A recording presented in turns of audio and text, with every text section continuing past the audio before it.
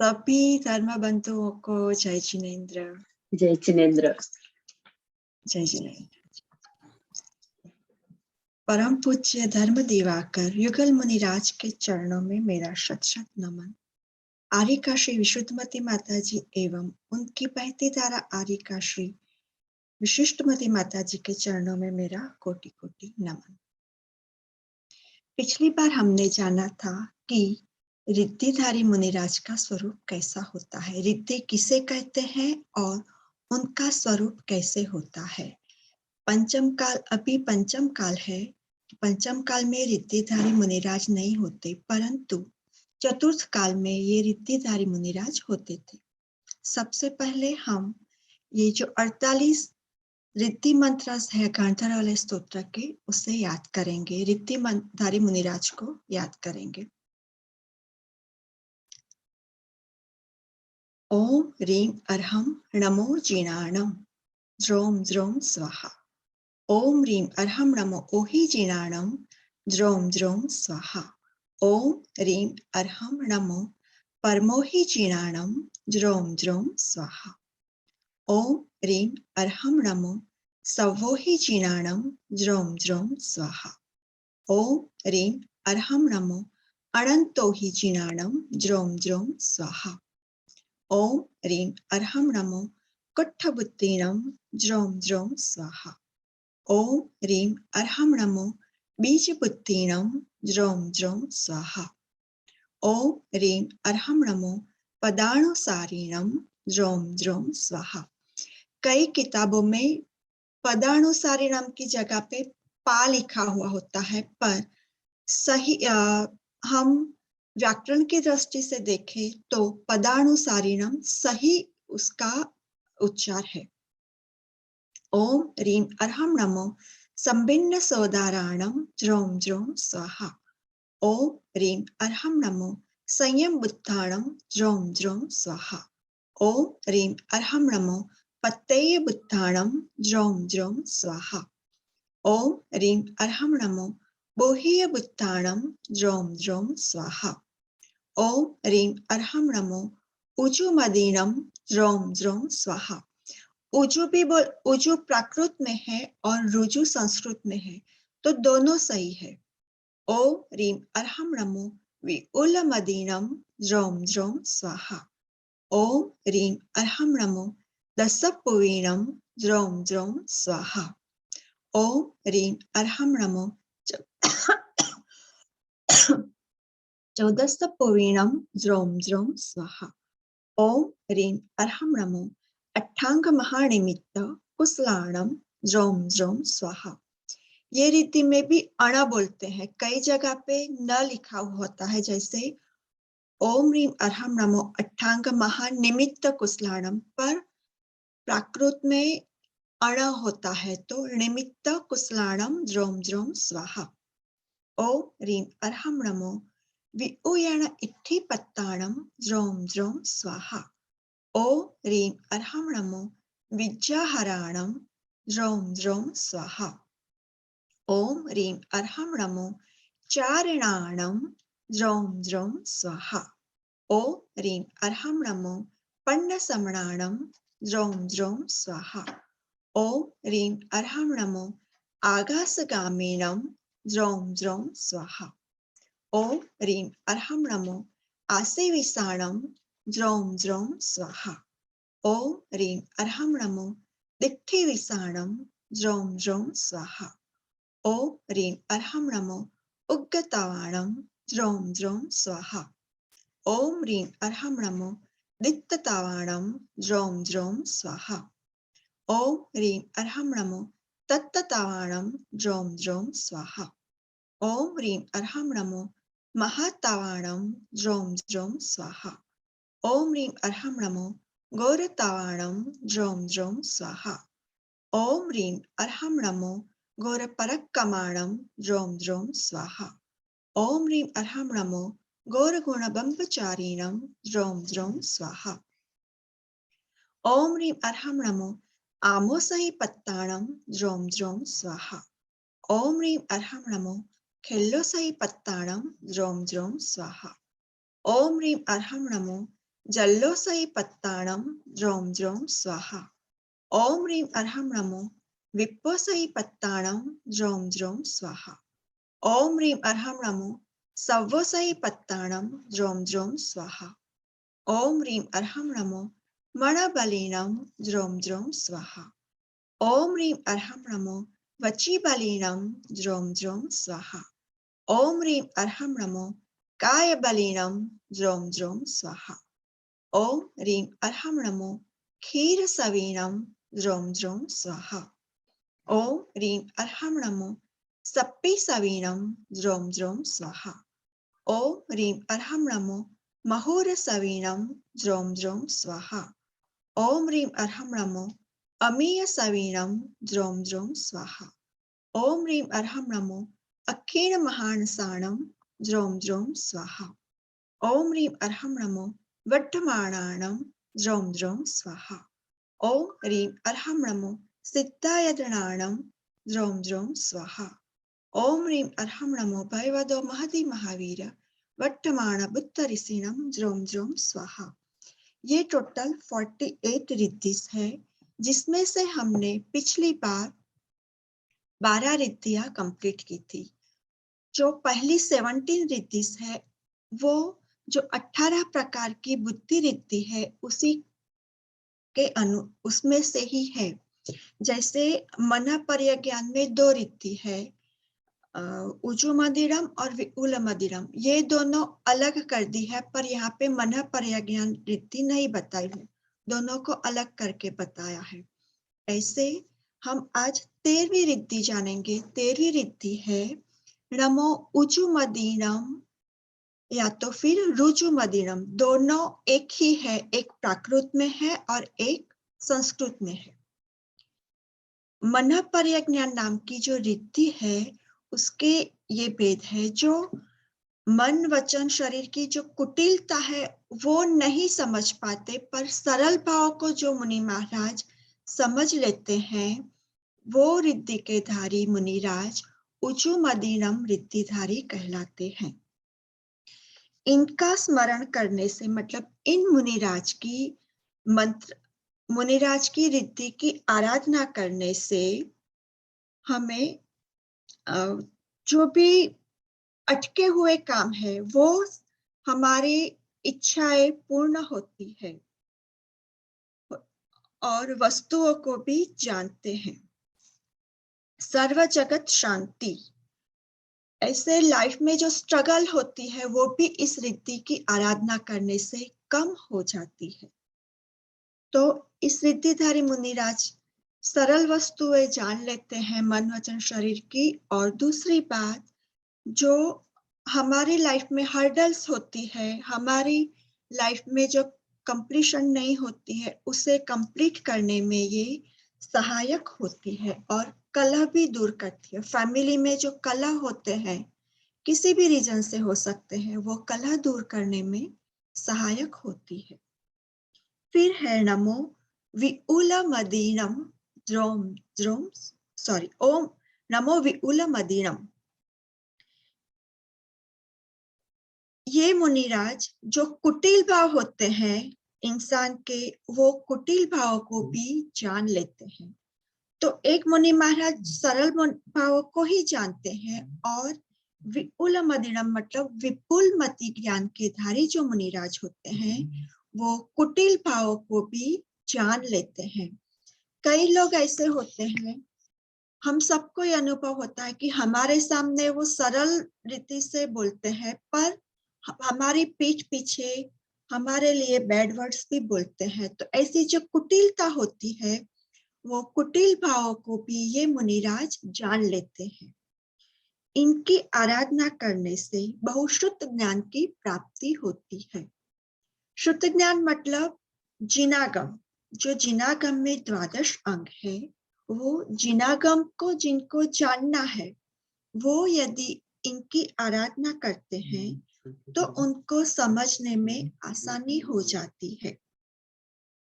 मतलब श्रुत ज्ञान में पारंगत होना। पारंगत का मीनिंग होता है एक तरफ से दूसरी तरफ चले जाना। जैसे हम नदी पार करते हैं तो एक छोर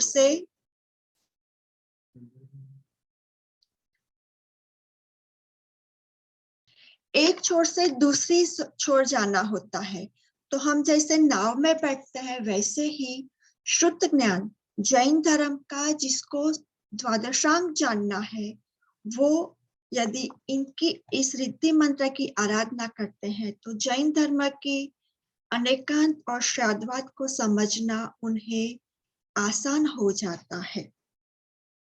तो श्रुत ज्ञान में पारंगत जिनको होना है, जिनको जैन धर्म में नॉलेज डीपली लेना है, इनको इस रिद्धि मंत्र की आराधना जरूर से करनी चाहिए। और रिद्धि मंत्र है ओम ह्रीम अर्हम नमो विउलमदिनम ज्रोम ज्रोम स्वाहा। फिर नमो दस्स पूर्वीणम, तो 10 पूर्वों के धारी।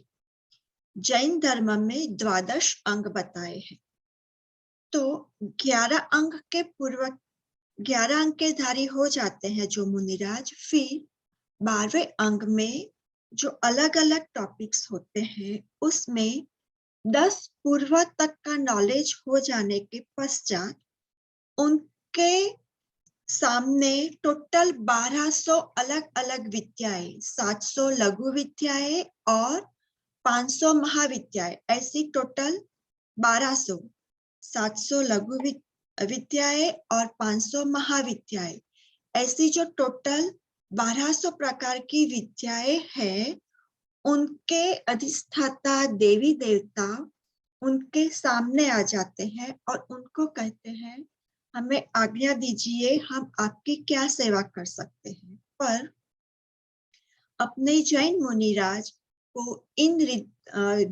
देवताओं से कोई प्रयोजन नहीं होता है, इन विद्याओं से कोई प्रयोजन नहीं होता है, तो वो शांति से उनको कह देते हैं हमें आपसे कोई प्रयोजन नहीं है, हमें आपकी विद्याओं से इन विद्याओं का लाभ अलाभ नहीं चाहिए, हम अपनी तपस्या कर रहे हैं, आप अपने स्थान पे जा सकते हैं। ऐसा करके जो अपनी तपस्या में फिर से तल्लीन हो जाते हैं, ऐसे मुनिराज दस्तपूर्वीणम रिद्धिधारी मुनिराज कहलाते हैं।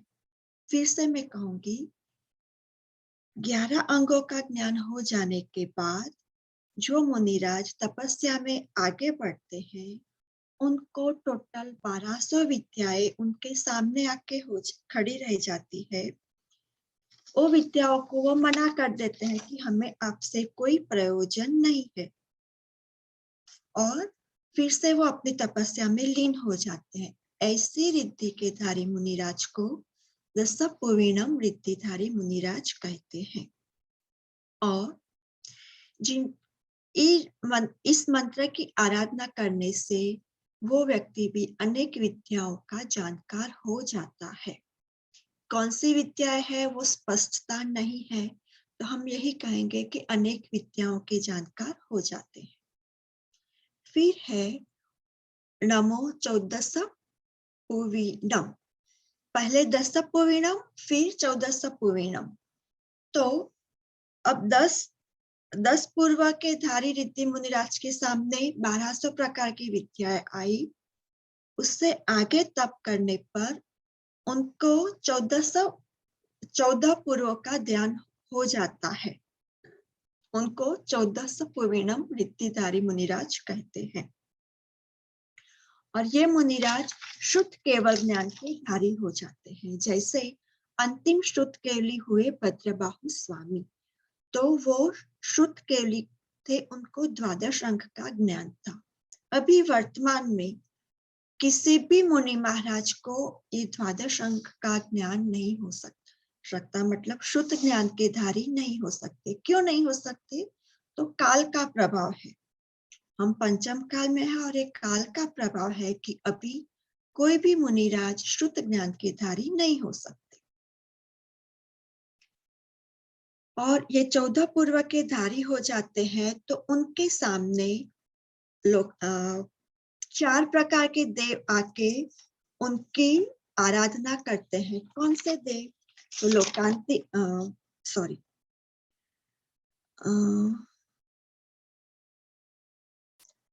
व्यंतर देव, ज्योतिषी देव, ये देव इनके आगे आके उनकी दुंदुभी बजा के उनकी पूजा वगैरह करते हैं। तो ऐसे ये 14 पूर्व के धारी होते हैं। और ये मुनिराज कभी फिर मिथ्यात्व को प्राप्त नहीं होते, उनकी तपस्या में फिर वो आगे ही बढ़ते जाते हैं।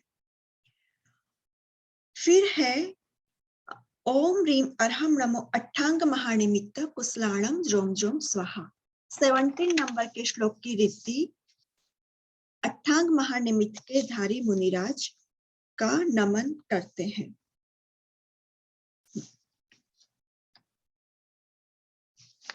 और 14 पूर्व के धारी ऋद्धि मुनिराज है, उनकी आराधना करने से स्वसमय और पर समय, स्वसमय मतलब जिनागम और पर समय मतलब जैनेतर, तो स्वसमय और पर समय में पारंगत हो जाते हैं। फिर अट्ठांग महानिमित्त कुशलाणम, 8 प्रकार के जो अलग अलग निमित्त कहे हैं उन पे वो पारंगत हो जाते हैं। तो सबसे पहले हम देखेंगे कि 8 प्रकार के निमित्त कौन से हैं। तो पहला है अंग, दूसरा स्वर, तीसरा व्यंजन, चौथा लक्षण, पांचवा चिन्ह, सातवां भौम, स्वप्न और अंतरिक्ष, ऐसे करके 8 अलग अलग निमित्त होते हैं।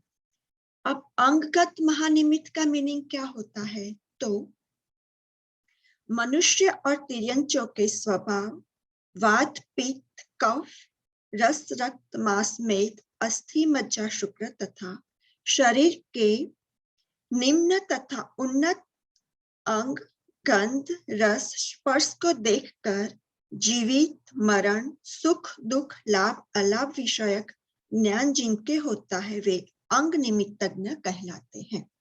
मतलब हमारे शरीर में बॉडी को देखकर जिनको ज्ञान हो जाता है हमारे बारे में कि ये सुखी है दुखी है, इनकी आयुष्य कितनी होगी, ये सब नॉलेज जिनको हो जाता है वो अंगगत महानिमित्त ज्ञान के धारी कहलाते हैं। फिर दूसरा निमित्त है स्वर निमित्त।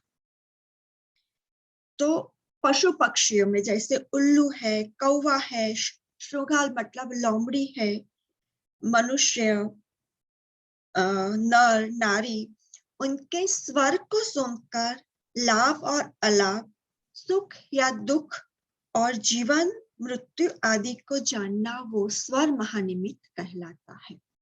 पहले में वो बॉडी को देख के बताते हैं, इसमें स्वर सुन के बताते हैं, वो स्वर निमित्तज्ञ कहलाते हैं।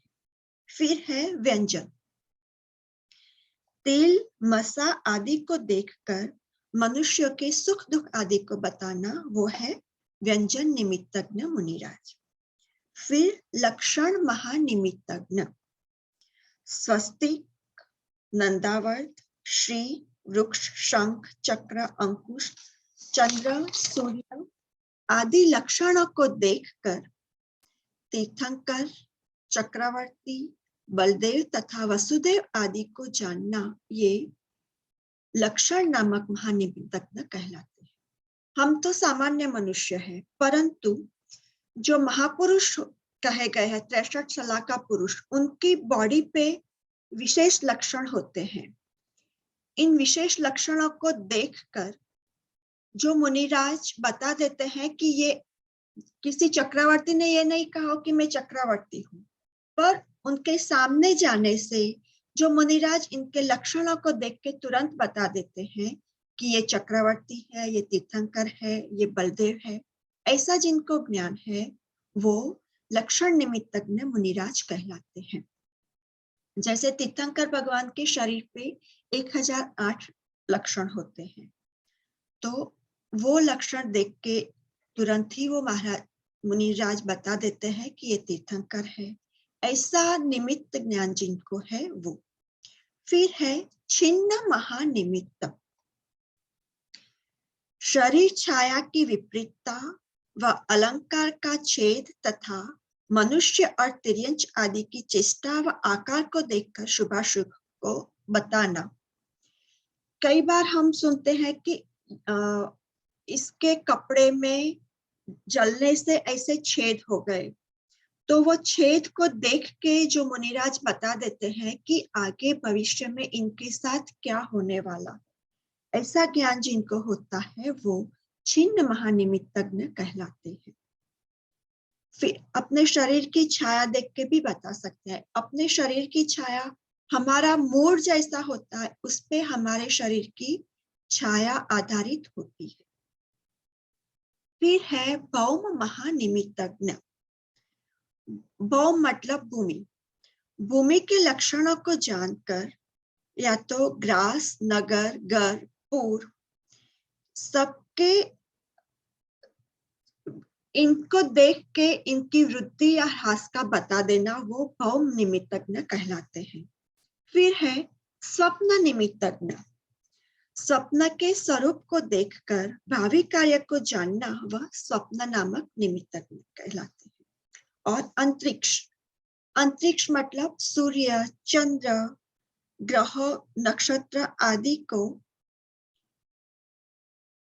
देखकर जय, पराजय या तो दुकाल या अतिवृष्टि ऐसा होने वाला है जो बता देते हैं, वो अंतरिक्ष महानिमित्तज्ञ ज्ञानी कहलाते हैं। जो अंतिम श्रुत के लिए हुए भद्रबाहु स्वामी वो अट्ठांग महानिमित्त के धारी थे। उनकी स्टोरी मैं आपके साथ शेयर करूंगी।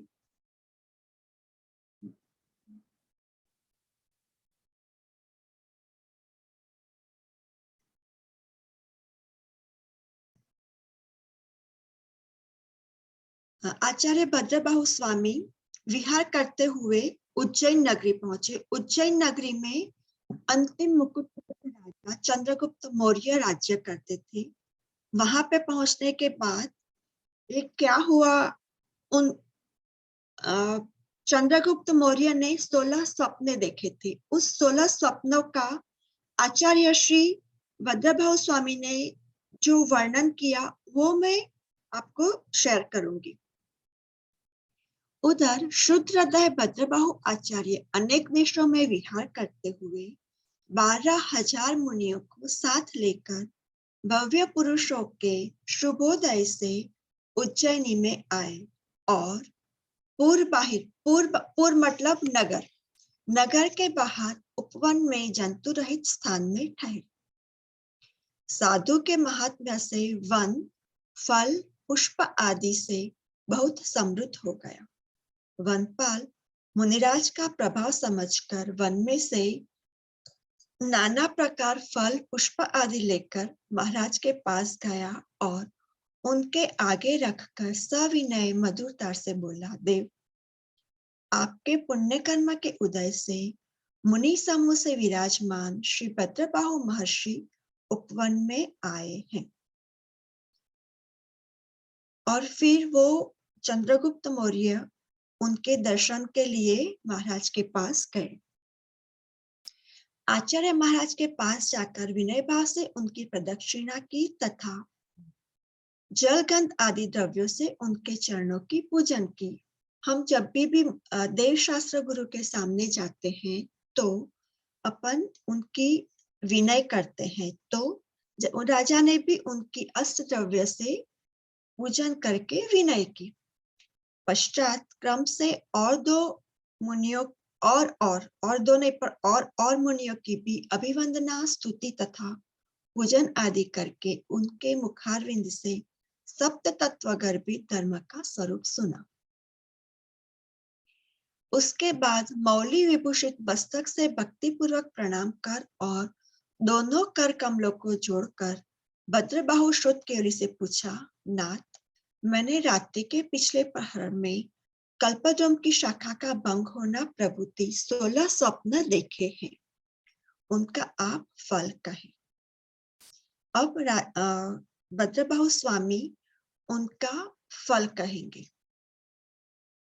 इनका फल पुरुषों को वैराग्य का उत्पन्न करने वाला तथा आगामी खोटे काल का सूचन करने वाला है।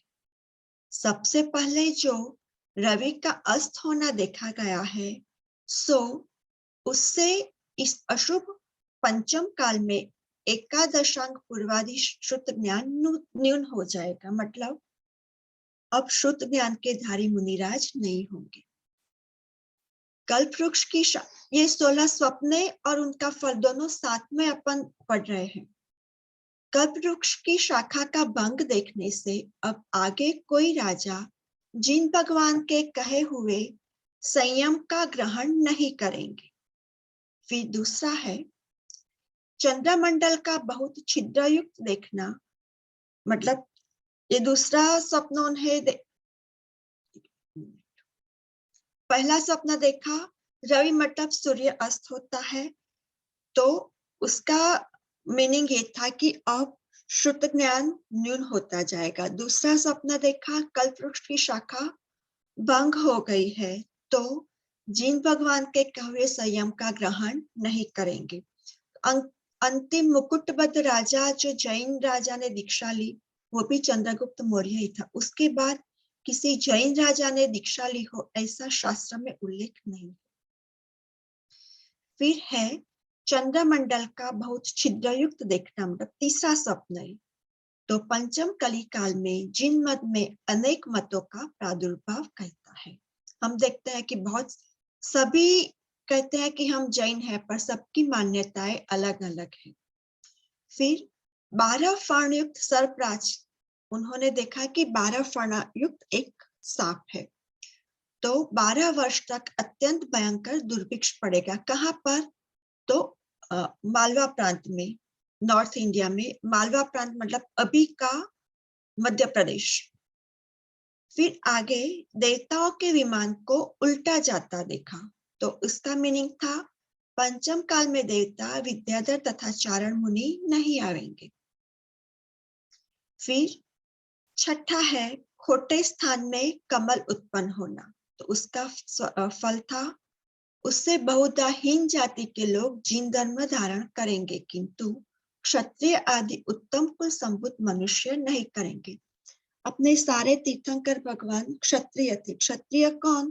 तो जो प्रजा की रक्षा करता है वो क्षत्रिय कहलाता था। तो अभी कोई ऐसा है नहीं। फिर आश्चर्यजनक जो भूतों का नृत्य देखा है, ये 7वां स्वप्न के भूतों का नृत्य, तो कि मनुष्य नीचे देवों में अधिक श्रद्धा के धारक होंगे। जो सम्यक देव है, हमारे भगवान है या सम्यक देवी देवता है, उन पे श्रद्धा न करके दूसरे देवों में श्रद्धा करेंगे। फिर खद्योत का उद्योत, मतलब जिन सूत्र के उपदेश करने वाले भी मनुष्य मिथ्यात्व करके युक्त होंगे और जिन धर्म भी कहीं कहीं रहेगा। तो जो वक्ता होंगे वो भी सही जिनागम का उपदेश नहीं करेंगे और वो मिथ्यात्व फैलाएंगे। अभी वो कई जगह पे हम देखते हैं। फिर जल रहित तथा कहीं थोड़े जल से भरे हुए सरोवर, तो कहीं सरोवर देखना, उसमें कई कोई सरोवर में थोड़ा पानी होना और कई सूखे हुए, ऐसे जहाँ तीर्थंकर भगवान के कल्याण आदि हुए हैं, ऐसे तीर्थ स्थानों में कामदेव के मत का छेदन करने वाला उत्तम जिन धर्म नाश को प्राप्त होगा, तथा कहीं दक्षिण आदि देश में कुछ रहेगा भी। अपर्णा जी दीदी। टाइम कंप्लीट हो गया है, तो 16 कंप्लीट करूं स्वप्ना या नेक्स्ट टाइम लूं? नहीं, आप ये 8 स्वप्न इसे तो नेहा जी कर ही लीजिए, कंप्लीट कर ही लीजिए, नहीं तो कंटिन्यूटी टूट जाएगी जी। तो ये 9वां स्वप्न देखा। तो अभी भी हम देखते हैं कि भारत देश में, हम दुनिया का नक्शा देखें तो भारत देश लक्षद्वीप प्रांत में आता है, वहां पे जैन धर्म है। अदर देशों में अपने मुनिराज या अपने साधु देखने को नहीं मिलते हैं। फिर है 10वां स्वप्न, सुवर्ण के भाजन में कुत्ते ने जो खीर खाई, मतलब स्वर्ण पात्र में कुत्ता खीर खा रहा है ऐसा स्वप्न देखा कि लक्ष्मी का प्रायः नीच पुरुष उपभोग करेंगे और कुलीन पुरुषों को दुष्प्राप्य होगी। फिर ऊंचे हाथी पर बंदर बैठा हुआ देखना। हाथी पर अंबाड़ी अच्छी लगती है, बंदर अच्छा नहीं लगता, तो कहते हैं उसका फल नीच कुल में पैदा होने वाले लोग राज्य करेंगे, क्षत्रिय लोग राज्य रहित होंगे। फिर मर्यादा का उल्लंघन किए हुए समुद्र, मतलब समुद्र में जैसे पानी में बाढ़ आती है तो ऐसे ही समुद्र भी अपनी मर्यादा लांघ रहा है। तो प्रजा की समस्त लक्ष्मी राजा लोग ग्रहण करेंगे तथा न्याय मार्ग के उल्लंघन करने वाले होंगे। ये 12वां स्वप्न कंप्लीट हुआ। अब 13वां स्वप्न है बछड़ा से वहन किए हुए रथ का देखना। बछड़ा मतलब गाय का बच्चा, तो छोटा बच्चा भार वहन किए हुए ऐसा स्वप्न। लोग तारुण्य अवस्था में संयम ग्रहण करेंगे, किंतु शक्ति के घट जाने से वृद्धावस्था में धारण नहीं कर पाएंगे। तो अभी हम देखते हैं कि आफ्टर 35-40 एज लोगों को कोई ना कोई बीमारी लग जाती है और वो लोग संयम धारण करने के लिए इच्छुक नहीं हो पाते हैं। और जो छोटे हैं, ज्यादातर हम दीक्षा लेने वाले देखते हैं वो 20, 22, 25 साल की उम्र के मुनिराज या तो माताजी ने दीक्षा ली हुई हम देखते हैं। फिर है ऊंट पर चढ़े हुए राजपुत्र को देखना। तो राजा लोग निर्मल धर्म छोड़कर हिंसा मार्ग स्वीकार करेंगे। फिर धूलि से आच्छादित रत्न राशि, निर्ग्रंथ मुनि भी परस्पर में निंदा करने लगेंगे।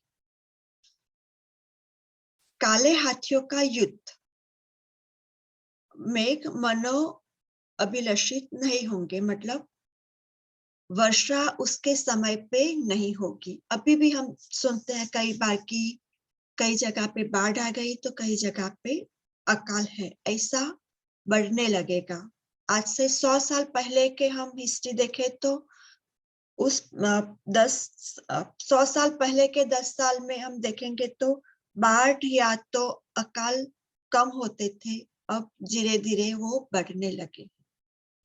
राजन, इस प्रकार सपनों का जैसा फल है वैसा मैंने तुमसे कहा। और फिर राजा मतलब कौन? तो चंद्रगुप्त मौर्य इन सपनों का फल सुनकर भयभीत हो गया और उसने भी जनेश्वरी दीक्षा ग्रहण कर ली। तो ऐसा ये 8 अंग महानिमित्त के धारी होते हैं, वो ऐसे स्वप्न का फल अपने को कह देते हैं। अभी भी कई लोग ऐसे जानकार होते हैं पर इनको इन 8 बातों का ध्यान हो ऐसा नहीं होता। कोई अंतरिक्ष का ज्ञानी होता है, कोई लक्षण का ध्यानी होता है, कोई अंग निमित्त होता है। ऐसे ये रिद्धिधारी मुनिराज होते हैं। और ये रिद्धिधारी मुनिराज जीवन और मृत्यु, किसी व्यक्ति की जीवन या तो मृत्यु कितना है वो उनको तुरंत ध्यान में आ जाता है। तो अपनी 17 नंबर तक आज कंप्लीट हुई। वेडनेसडे को हम फिर से मिलेंगे। बोलिए श्री जैन धर्म की जय। सभी को जय जिनेन्द्र। इसमें किसी को कोई क्वेश्चन है तो पूछ सकता है 5 मिनट।